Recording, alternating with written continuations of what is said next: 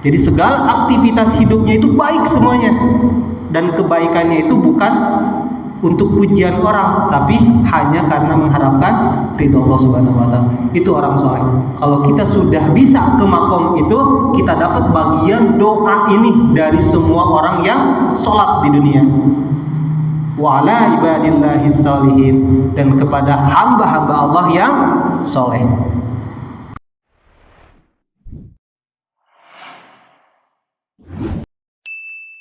Assalamualaikum warahmatullahi wabarakatuh. Alhamdulillahi rabbil alamin. Allahumma salli wa sallim wa barik ala sayyidina Muhammadin wa ala alihi wa ashabihi ajma'in, amma ba'du. Qalu subhanaka la ilma lana illa ma 'allamtana innaka antal alimul hakim. Qala rabbi shrah li sadri wa yassir li amri wahlul 'uqdatam min lisani yafqahu qawli. Rabbi zidni ilma, rabbi zidni ilma, rabbi zidni ilma, rabbi zidna ilma warzuqna fahma. Allahumma inna nas'aluka ilman nafi'a wa rizqan thayyiba wa amalan mutaqabbala. Yang sama-sama kita hormati guru kita semua Al-Mukarram Dr. Kiai Haji Taufik. Alhamdulillah beliau hadir di tengah-tengah kita. Yang sama-sama kita hormati Bapak Ketua DKM Pak Ustadz Sutarno SPD, dan Bapak-Bapak pengurus Masjid Ar-Rahman, juga Bapak Ketua DKM Al-Ikhlas Pak Rahmat Akhiri Bashar. Alhamdulillah beliau hadir di tengah-tengah kita pada kesempatan malam hari ini.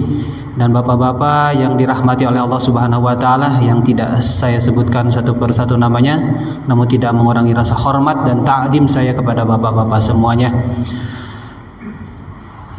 Semoga perkumpulan kita di malam ini bernilai ibadah di sisi Allah Subhanahu wa taala. Maka dari itu, marilah kita berniat thalabul ilmi kita ini hanya karena Allah Subhanahu wa taala. Jika seorang hamba berniat thalabul ilmi hanya karena Allah, maka dia akan diberikan oleh Allah 4 hal. Yang pertama adalah pemahaman terhadap ilmunya, yang kedua pengamalan terhadap ilmunya, yang ketiga ikhlas dalam mengamalkannya, yang keempat yang tak kalah pentingnya adalah menyebarkan ilmu yang telah dia dapat. Dan yang akan kita bahas pada malam hari ini mengenai tasyahud atau at-tahiyyat. Bapak-bapak, di dalam kitab bapak-bapak bisa dilihat di halaman 72, nomor hadis ke-313. Kita selesaikan mengenai tasyahud pada malam hari ini. Dengan demikian, jadi mohon izin saya tidak bisa membacakan satu persatu hadisnya, namun intinya saja apa yang Nabi Shallallahu Alaihi Wasallam contohkan kepada kita semua mengenai cara beliau tasyahud. Tasyahud atau bahasa lain adalah at-tahiyyat. Istilah itu diambil karena bacaan tasyahud itu ada syahadahnya. Asyhadu an la ilaha illallah wa asyhadu anna Muhammadar Rasulullah, atau diistilahkan dengan at-tahiyyat karena diambil dari salah satu kalimat di awal bacaan itu, at-tahiyyatul mubarakatus salawatut thayyibatul lillah. Di hadis yang ke-313 nanti bapak-bapak bisa baca, bisa telaah dari Ibnu Umar radhiyallahu anhuma. Kata Ibnu Umar bahwa Nabi Shallallahu Alaihi Wasallam beliau duduk hendak melakukan tasyahud, maka dari itu tangan kiri beliau diletakkan di atas lutut, dan tangan kanan diletakkan di atas lutut kanan. Jadi kaifiyah yang kita lihat, ada beberapa orang yang memang meletakkan tangannya di atas lutut, ada beberapa orang yang meletakkan tangannya di atas paha. Imam Syafi'i mengatakan sunnahnya itu adalah di atas paha. Maksud kalimat teks di atas lutut itu adalah maksudnya lutut atas, lutut bagian atas di sini. Berarti di atas paha ketika keadaan kita sedang duduk. Bukan di atas lutut seperti ini. Bukan di permukaan lututnya, tapi di atas bagian lututnya kita. Wa qa'ada salasan wa khamsina. Nabi mengepalkan tangan kanannya serupa bentuk angka 53. 53 itu seperti ini. Ini diistilahkan 5 dalam perhitungan atau angka Arab, dan ini 3-nya 53. Nah, kemudian wa asyara bi isbi'i as-sababati, menunjukkan jari telunjuk beliau. Ketika apa beliau menunjukkan jari telunjuknya? Menurut madhab Imam Syafi'i, ketika mengucapkan lafaz pas illallah. Ya, kan permintaan kemarin kita pembahasannya Imam Syafi'i aja kan gitu ya. Gitu. Jadi beliau Shallallahu Alaihi Wasallam ketika duduk tasyahud, sebelum membaca asyhadu alla ilaha illallah, keadaan tangan kanan beliau masih mengepal sesuai dengan teks hadis yang ada di sini. Wa aqada salasan wa khamsina, beliau mengepalkan tangan dengan membentuk angka 53. Nah, teks selanjutnya wa asyara, dan beliau menunjuk bi'isbihi as-sababati, dengan jari telunjuk beliau. Ya. Jadi setelah mengepalkan, ada keadaan beliau menunjuk setelah itu. Baik, hikmahnya apa menunjukkan jari telunjuk ketika tasyahud? Kata Ibnu Abbas radhiyallahu anhuma, itu adalah sebagai bentuk keikhlasan seorang hamba. Ikhlas itu adalah perpaduan antara ucapan, tindakan, dan keyakinan bahwa Allah itu Maha Esa, bahwa Allah itu satu-satunya Tuhan, bahwa Allah itu satu-satunya zat yang dimintai pertolongan. Jadi antara ucapan kita dengan menyebutkan asyhadu alla ilaha illallah, itu ucapannya. Kemudian tindakan kita zahiriyahnya terlihat dari menunjukkan gerakan telunjuk, menunjukkan atau mengisyarahkan jari telunjuk kita. Dan adapun hati, kita sudah mengiktikadkan bahwa Allah itu Maha Esa. Jadi itu adalah bentuk dari keikhlasan seorang hamba, perpaduan antara ucapan, perpaduan antara perbuatan dan keyakinan di situ. Itu menurut Ibnu Abbas radhiyallahu anhu.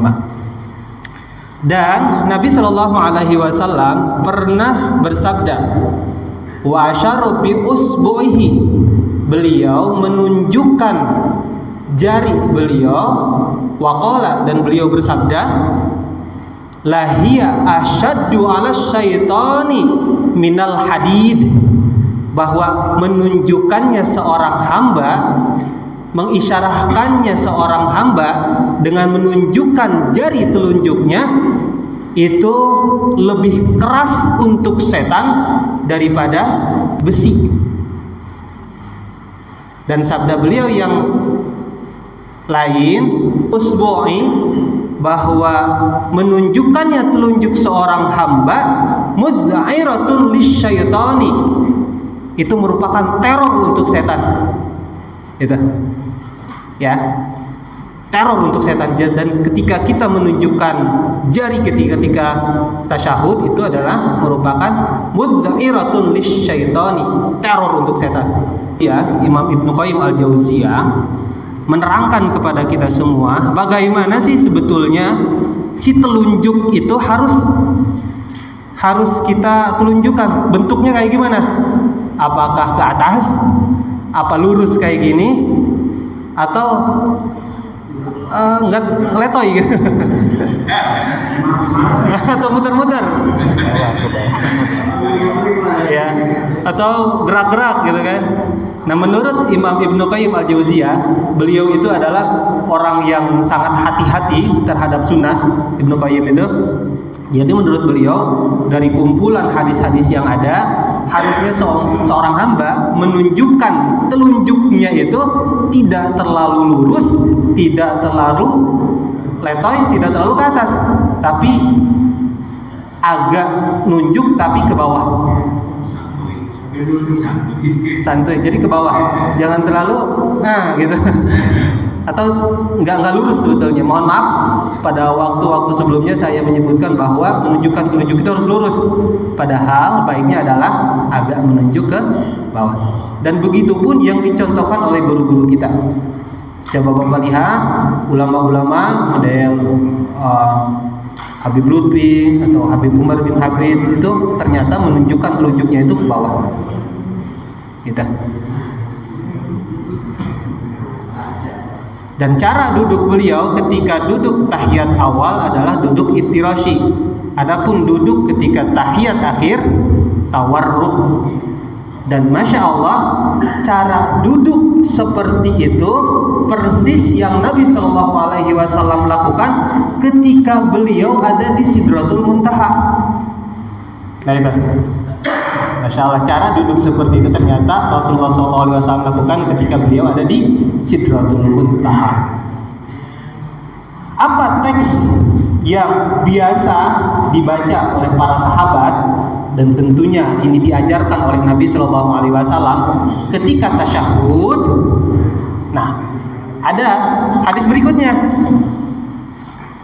314 bahwa Nabi SAW kata Ibnu Mas'ud, beliau melirik kepada kami, kata Ibnu Mas'ud, dan beliau mengajarkan teks tasyahud, yaitu nah itu teksnya yang banyak dibaca oleh para ulama, para sahabat. At-tahiyyatu lillah was-salawatu wat-thayyibat. Assalamu alayka ayyuhan nabiyyu wa rahmatullahi wa barakatuh. Assalamu alayna wa ala ibadillahis salihin. Asyhadu an la ilaha illallah wahdahu la syarikalah wa asyhadu anna Muhammadan abduhu wa rasuluh. Itu teks tasahudnya. Telah kita ketahui dari guru kita waktu Isra Mi'raj tahun kemarin, masih ingat? Ternyata bacaan tasyahud itu adalah dialog antara Nabi Shallallahu Alaihi Wasallam dengan Allah Subhanahu Wa Taala. Dialog langsung, wah luar biasa ini. Kalau kita ketika tasyahud meresapi itu, bahwa itu adalah teks dialog antara Nabi dengan Allah, tentu kita sedikitnya bisa meresapi, bisa khusyuk di sana. Ketika Nabi Shallallahu Alaihi Wasallam, kan ceritanya malaikat Jibril itu tidak sampai ke Sidratul Muntaha mengantar Nabi, karena itu bukan alamnya malaikat.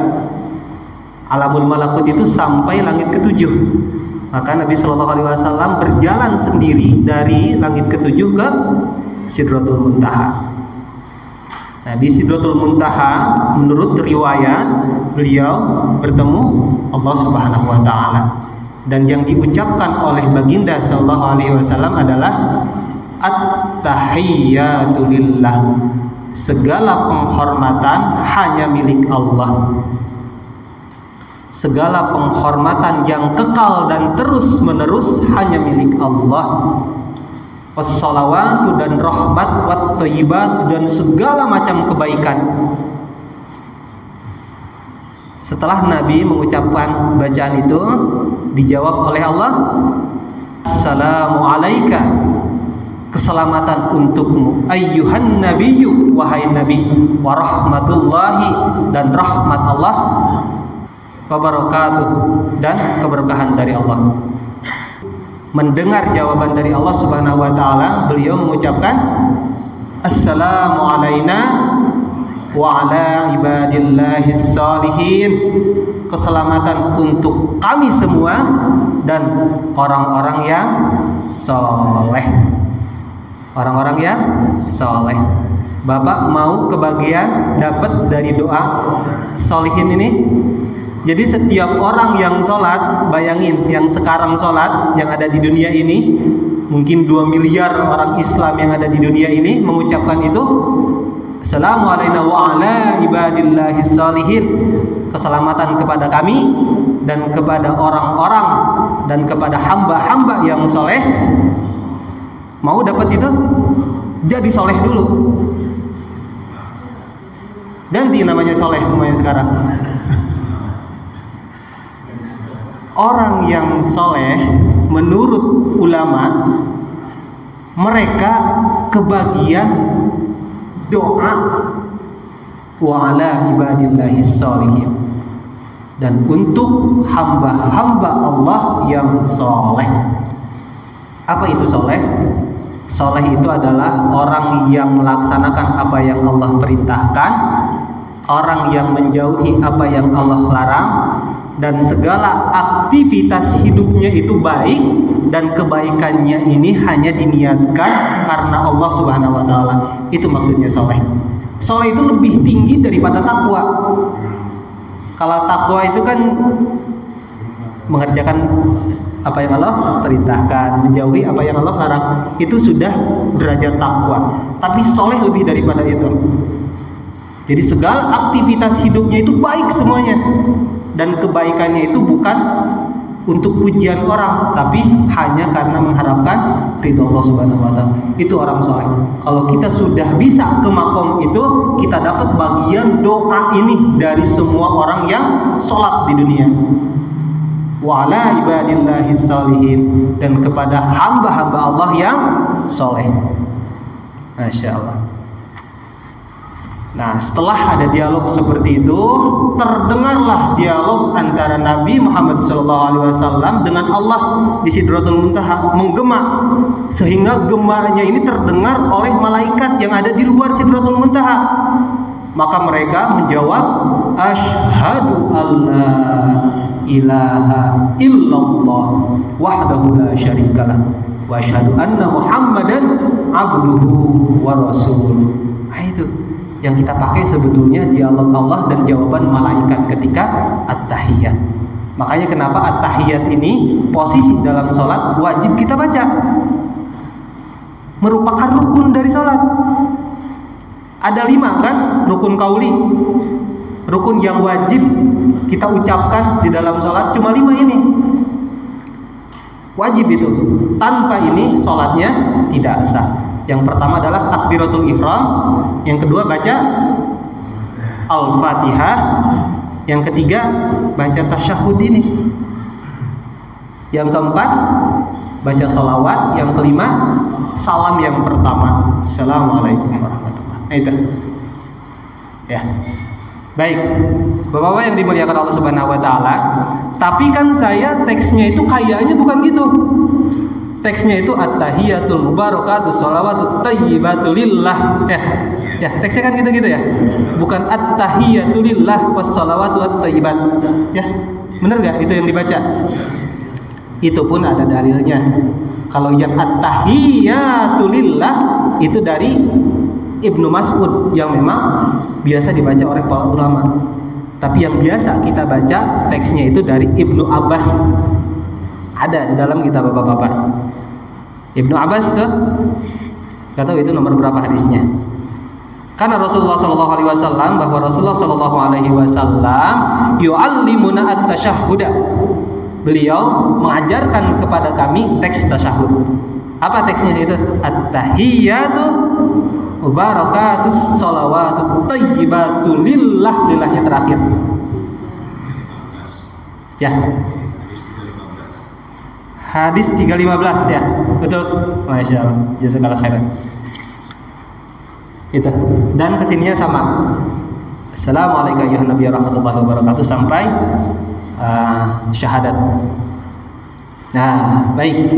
Kemudian setelah baca tasyahud, wa asyhadu anna Muhammadan abduhu wa rasuluh, apa yang harus kita baca? Yang harus kita baca adalah sholawat. Sholawat. Di hadis berikutnya 316 disebutkan bahwa suatu hari Nabi Shallallahu Alaihi Wasallam pernah melihat seseorang yang berdoa, tapi orang itu berdoanya tanpa memuji Allah, tanpa menyanjung Allah. Kata Nabi, ajilah hada, orang itu terburu-buru. Maka sabda beliau, idza shalla ahadukum falyabda bitahmidi rabbih wassana'i alaihi. Apabila salah seorang kalian berdoa, maka mulailah dengan membaca hamdalah, memuji Allah dan mengagungkannya. Alhamdulillahirabbil alamin, hamdan yu'abbi wa yukabil mazidah, ya rabbana lakal hamdu kama yanbaghi lana. Gitu. Maka kita berdoa harus seperti itu ya.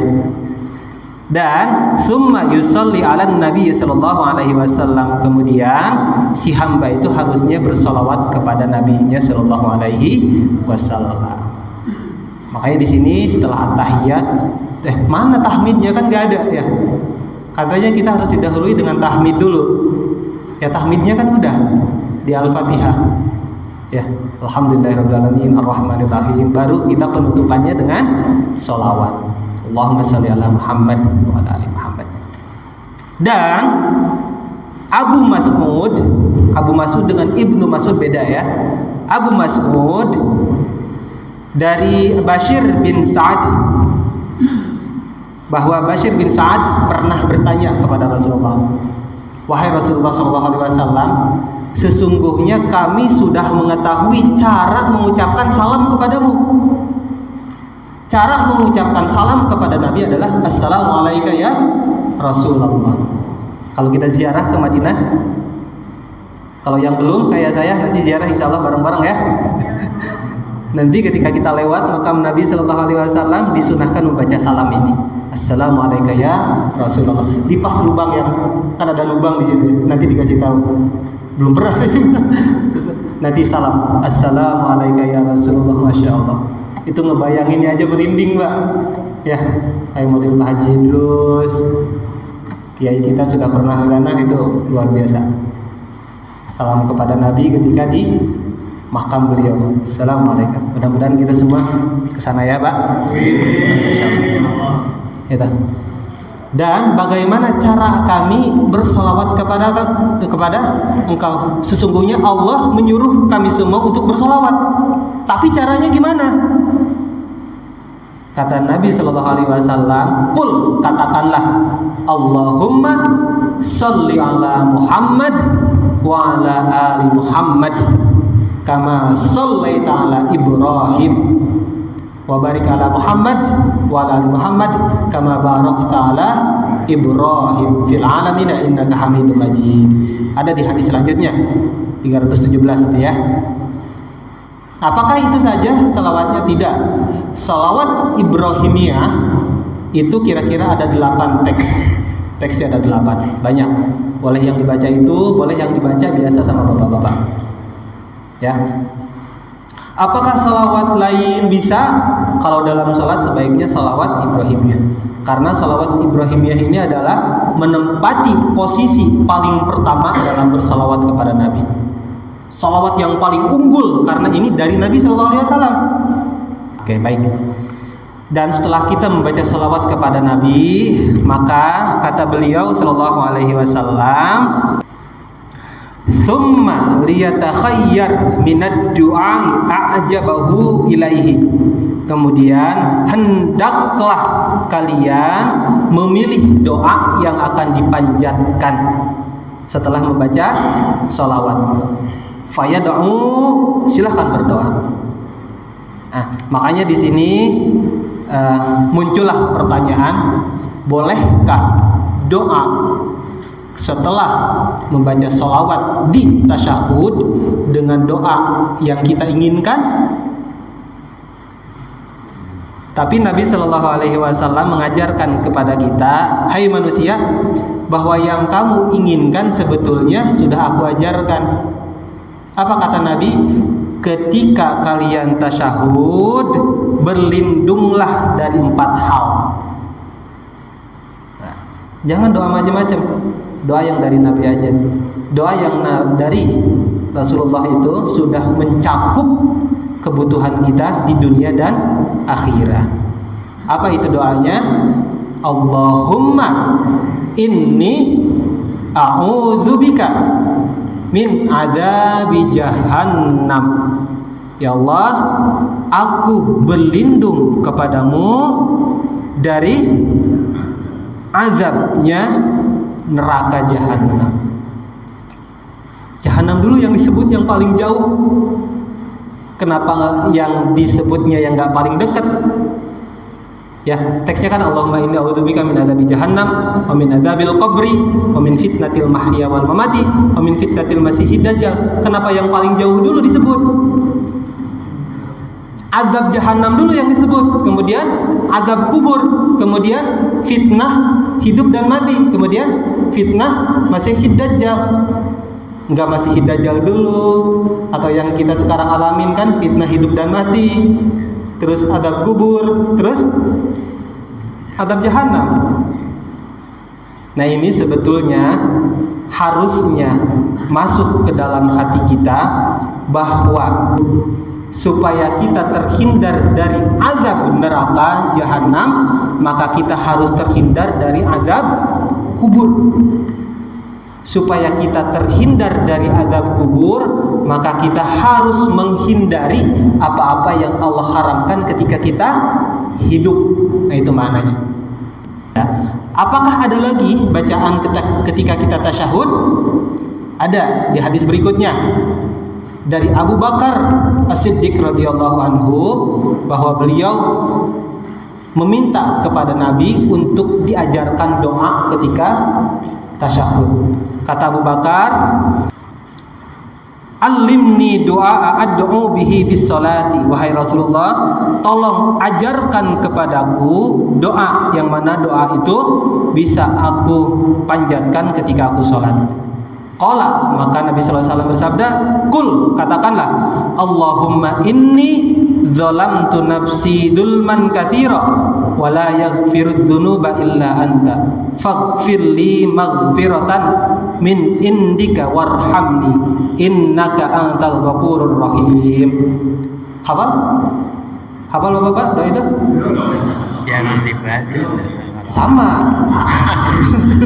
Sama berarti saya juga nggak pernah ini baca.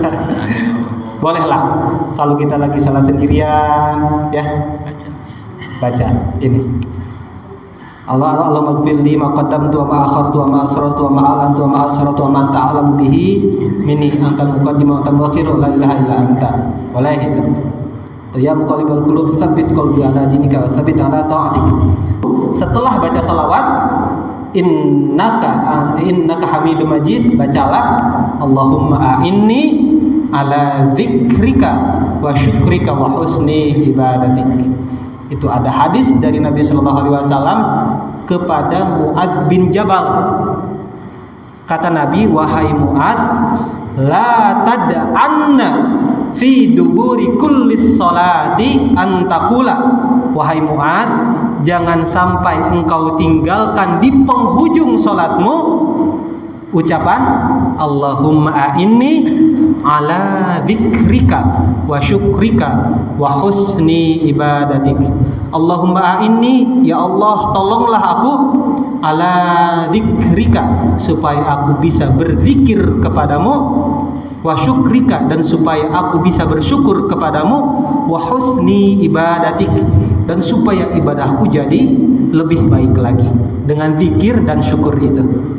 Ya, kita nggak bahagia itu bukan karena kita nggak dapat nikmat, kita nggak dapat bahagia karena kita kurang bersyukur, dan susah kita untuk bersyukur tanpa pertolongan dari Allah Subhanahu wa taala. Susah bener, Pak.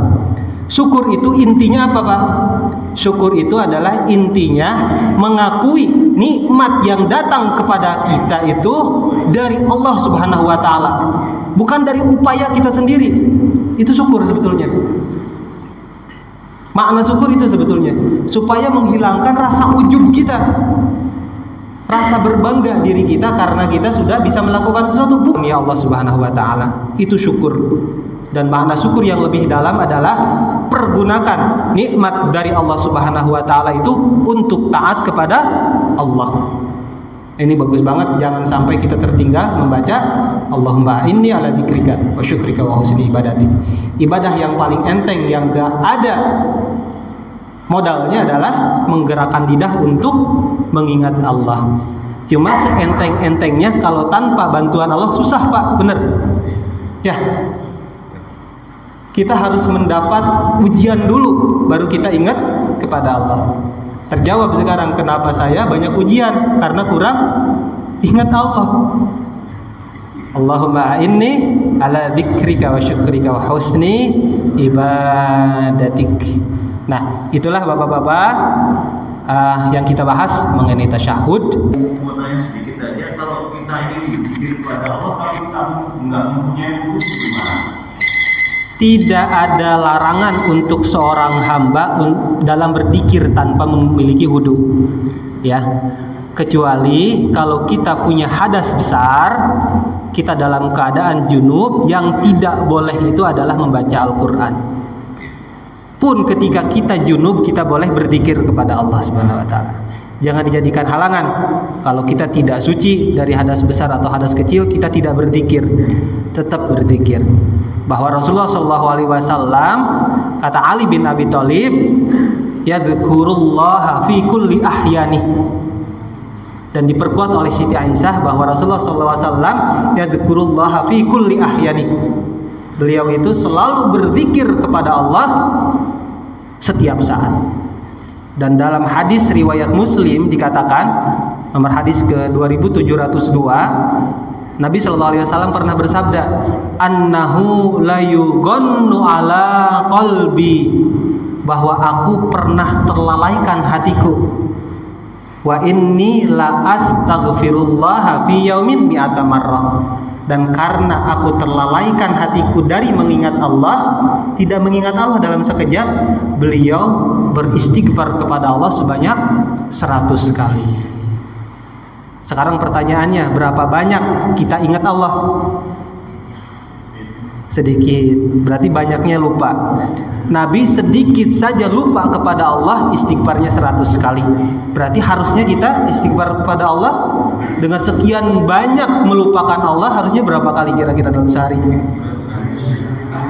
Jutaan kali kayaknya gitu ya. Masya Allah. Ya Pak.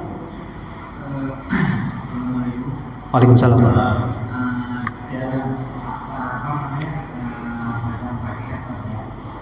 Kalau saya baca yang di hadis nomor 18 itu kan tidak ada Sayyidina Muhammad. Apakah ada perbedaan antara Sayyidina dengan yang tidak ada Sayyidina? Bapak biasanya pakai Sayyidina? Lanjutkan pakai Sayyidina, gak jadi masalah.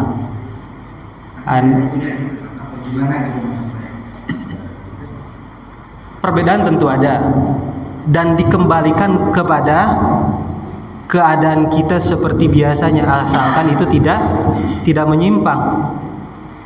Ana sayyidul anbiya'i wal mursalin wala fakhara. Kata Nabi sallallahu alaihi wasallam, aku adalah sayyidnya para nabi dan rasul, bukan sombong. Dari hadis tersebut bahwa kita sebagai umatnya Nabi sallallahu alaihi wasallam disunahkan membaca sayyidina ketika menyebut nama beliau. Tapi menurut ulama, baiknya ketika sholat hilangkan dulu sayyidinanya. Ya, menurut ulama, kalau mau baik seperti itu. Kalau memang Bapak berat untuk menghilangkan sayyidina, nggak apa-apa. Yang penting di sini khusyuknya dalam sholat. Kita mikirin pakai sayyidina enggak, keburu beres sholatnya, khusyuk enggak, gitu kan? Yang penting dalam sholat itu targetnya adalah khusyuknya kita.